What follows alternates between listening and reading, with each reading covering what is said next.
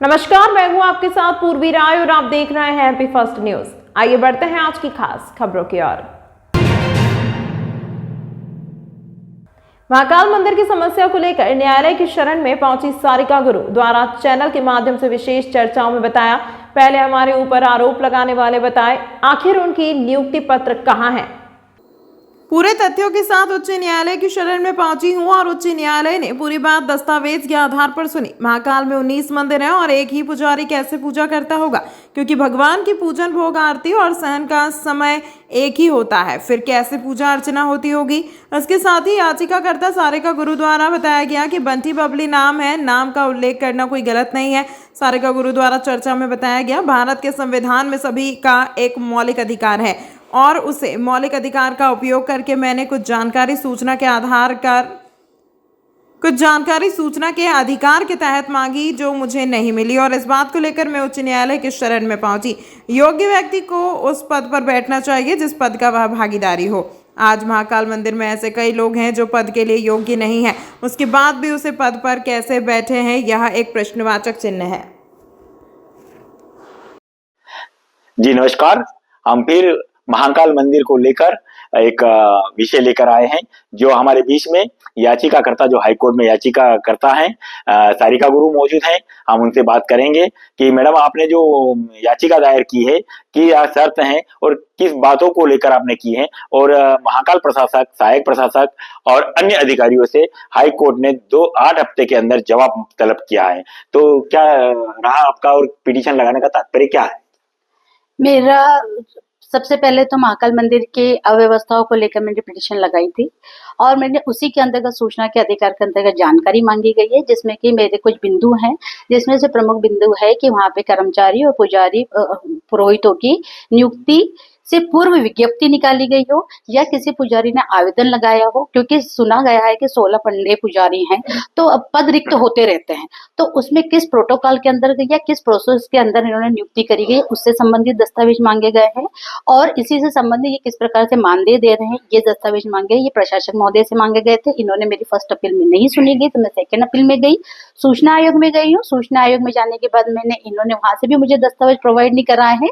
तो अभी मैं फिर हाई कोर्ट में गई हूँ और हाई कोर्ट के द्वारा इनको कलेक्टर महोदय को, जो कि मंदिर के अध्यक्ष हैं, और प्रशासक महोदय और सहायक प्रशासक महोदय को नोटिस दिया गया है। तो ये अपने दस्तावेज प्रस्तुत करेंगे। मेरा सीधा सा है कि अगर आपने सही तरीके से, आपके पास दस्तावेज है, रिकॉर्ड है, तो न्यायालय में प्रस्तुत करें, और नहीं है तो जो भी आपको देना है इस तरीके से आप अपना जवाब वहाँ पे प्रस्तुत कर सकते हैं। मैडम, एक और आरोप लगा है आप पर, क्या आप आपके पति को पुजारी बनाना चाहते हैं? मंदिर है ना, उज्जैन के एक भी मंदिर आपने नहीं छोड़ा जहां आपने आपके पति के लिए प्रयास नहीं किया।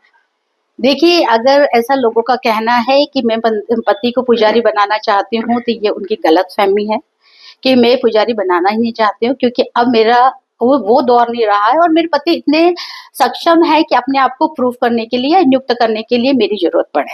हाँ, उनकी सहायक हूँ, ये बात सही है, क्योंकि हर पत्नी अपने पति का सहायता करती है। दूसरी बात, मैंने कल एक इंटरव्यू सुना है या देखा भी है, जिसमें महेश शर्मा जी, उनका पूरा नाम महेश शर्मा जी है, जो ये कह रहे हैं कि सारिका चौबे सारिका गुरु। तो मेरा भी यही कहना है कि उनको आधे से ज्यादा उज्जैन महाकाल वो महेश पुजारी या महेश गुरु के नाम से जानते। तो उन्होंने महेश पुजारी का अपना बताया, महेश गुरु का, तो शर्मा कहाँ चले गए? अगर वो शर्मा है तो उन्होंने क्यों नहीं बताया कि महेश शर्मा? और रही मेरी बात सारिका चौबे, तो सारा उज्जैन क्या, जो भी मुझे जानता है तो वो जानता है कि मैं पंडित जयराज चौबे की वाइफ हूँ। तो इसमें मेरी आइडेंटिटी छुपाने वाला कोई वो नहीं रहा। और गुरु मेरे लिए बहुत सम्मानीय पद है, और ये पद पुजारी हो या गुरु है, ये एक पद है, वो किसी का सरनेम नहीं हो सकता है। एक और मामला सामने आया है कि पुरोहित, पंडित दोनों आपको बंटी बबली की उपाधि दी गई है, ये बंटी बबली कहकर पुकारते हैं, तो इस संदर्भ में कहाँ क्या है? ये उनकी सोच है, मेरे सामने तो किसी ने नहीं बोला। मैं तो जब भी निकलती हूँ सम्मान के साथ निकलती हूँ और मुझे रिस्पेक्ट करते लोग, और कहते हैं कि आप जैसी महिला ने ये महाकाल मंदिर के मुद्दे को उठाया है। अगर ऐसा होता तो जहाँ महेश पुजारी ये बात कह रहे हैं, अगर उनका दायरा उतने तक ही सीमित है तो हो सकता है वो उनकी भाषा होगी, मेरी भाषा नहीं है। मैं तो आज भी ये कह रही हूँ कि मेरे को किसी ने नहीं कहा, अगर कोई ऐसा हिम्मत वाला रखता है तो मेरे सामने आके बात करेगी बंटी बबली। और बंटी बबली है क्या? बंटी बबली तो एक नाम है। हर माता पिता अपने बच्चों को प्यार से बंटी बबली कहते हैं। और अगर पुजारी लोग अपने आप को जो पुजारी बता रहे, अगर मुझे बंटी बबली कहा है तो वो उनका प्यार है। अच्छा, एक और मामला सामने आया है कि 19 मंदिर के एक ही पुजारी, क्या है मामला? हाँ, महाकाल मंदिर में 19 मंदिर है जो एक ही पुजारी के पास है, और वो पुजारी ऑलरेडी महाकाल मंदिर में पुजारी है। तो मुझे एक समय एक ही होता है, समय एक ही होता है, वो एक ही व्यक्ति पुजारियों को कैसे पूजा कर सकता है? अगर उन्होंने अपने अंडर किसी पुजारी को रखा तो किस कारण और कैसे रखा है? क्या वो नियुक्त करने का अधिकार उनको है? तो यही तो दस्तावेज मुझे चाहिए कि आपने 19 मंदिर को एक व्यक्ति है वो भी संभाल रहा है, महाकाल मंदिर भी संभाल रहा है, तो वो संभव नहीं है। इसी से संबंधित दस्तावेज मांगे। अगर ये गलत है तो प्रूफ करें, न्यायालय में प्रूफ करें, न्यायालय की शरण में मैं गई हूँ, आप भी चाहिए। दूसरा ये था कि महेश शर्मा जी जो अपने आप को पुजारी राष्ट्रीय संघ अध्यक्ष बता रहे हैं, तो मेरा उनसे ये क्वेश्चन है कि उन्होंने मेरे को लेकर या मेरे पति को लेकर आवेदन ढेरों दिए हैं, तो और मेरी निजी जिंदगी में मैं क्या कर रही हूँ क्या नहीं कर रही हूँ, तो क्या उनका एक राष्ट्रीय अध्यक्ष होने के कारण यही काम है कि मेरी निजी जिंदगी में हस्तक्षेप करे?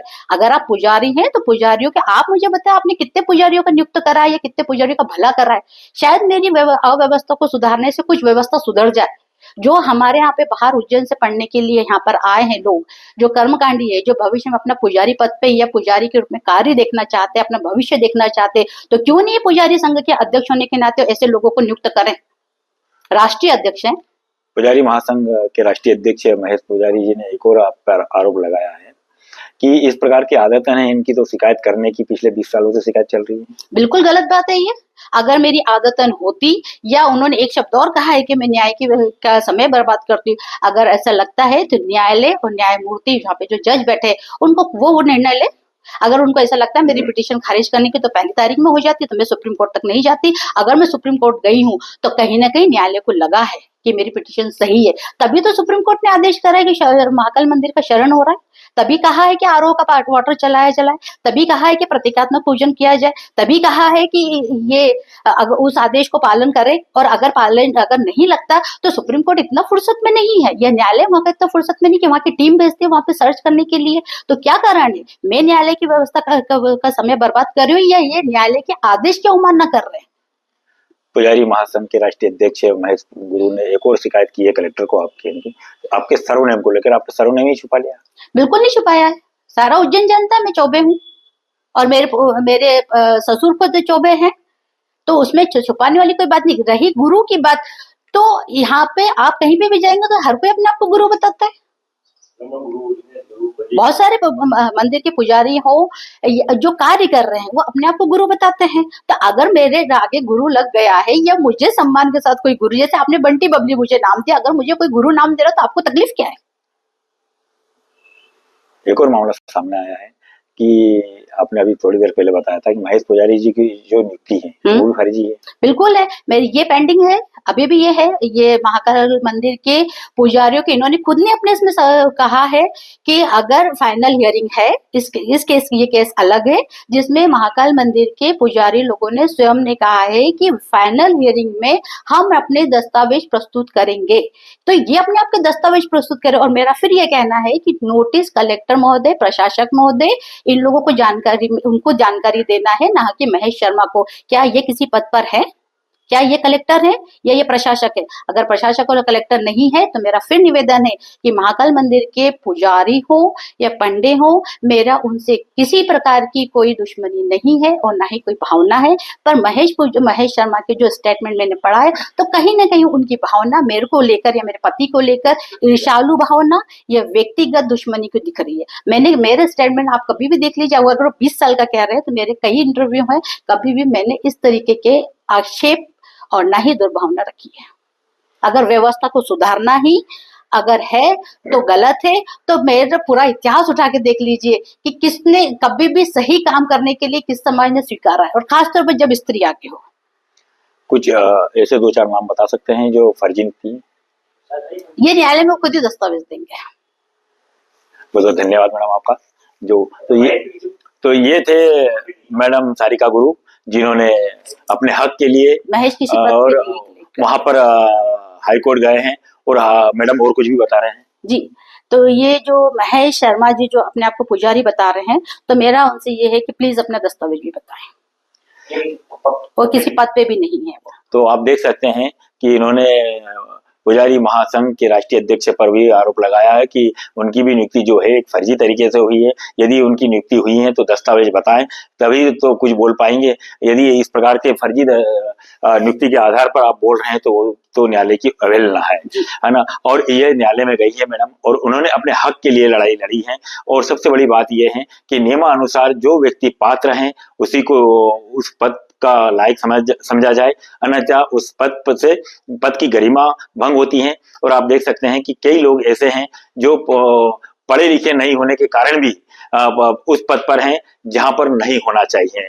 तो ये तो कहीं ना कहीं प्रश्नवाचक चिन्ह है। और उन्होंने पूर्ण दस्तावेज के साथ में हाई कोर्ट गई और हाई कोर्ट से 8 हफ्ते के अंदर महाकाल प्रशासक, महाकाल के सहायक प्रशासक और राज्य आयोग सूचना अधिकारी से उन्होंने जवाब मांगा है कि आखिर किस कारण से और कैसे इन लोगों की अपने नियुक्ति की है, मैं प्रमाणित और जवाब प्रस्तुत करें। तमाम महत्वपूर्ण खबरों के लिए देखते रहिए MP फर्स्ट न्यूज।